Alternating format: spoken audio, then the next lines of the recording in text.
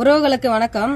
2008 நான் தொழிற்சங்க மாநில தலைவராக இருந்தபோது சென்னை புறநகர காவல் ஆணையரத்துக்கு உட்பட்ட பகுதியில் வாழ்கின்ற ஒரு 2000 பேருக்கு மேல பெண்கள் கிட்ட ராம் கணேஷ்ன்ற ஒருத்தர் ஒரு நிறுவனம் வச்சிருந்தாரு. அந்த நிறுவனத்தின் மூலமா பெண்கள் கிட்ட பல லட்சம் பணத்தை வசூல் பண்ணிட்டு ஓடி போயிட்டாங்க. அப்ப பாதிக்கப்பட்ட பெண்கள் காவல் ஆணையர் அலுவலகத்தில் புகார் கொடுத்து எந்த ஒரு நடவடிக்கை எடுக்கல. அப்ப பாதிக்கப்பட்ட பெண்கள் 2000 பேரை நாங்க அழைச்சிட்டு போயிட்டு சென்னை புறநகர காவல் ஆணையர் அலுவலகத்தில் நாங்க அந்த முற்றுகையிட்டோம்.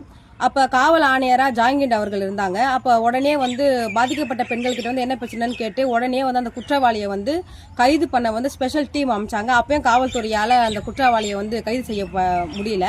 அப்ப நாங்க எங்க தொழிற்சங்கத்தில் இருக்கக்கூடிய பெண்கள் அனைவரும் நாங்க போயிட்டு காஞ்சிபுரத்துல இருக்கக்கூடிய அந்த குற்றவாளி ராம் கணேஷை தூக்கிட்டு காவல்துறை கிட்ட ஒப்படைச்சோம். அப்பதான் நடவடிக்கை எடுத்தாங்க. அதே போலதான் இன்னைக்கு ஸ்ரீ கனகா மகாலட்சுமி கோல்டு நிறுவனம்ன்ற பேர்ல கிருஷ்ணா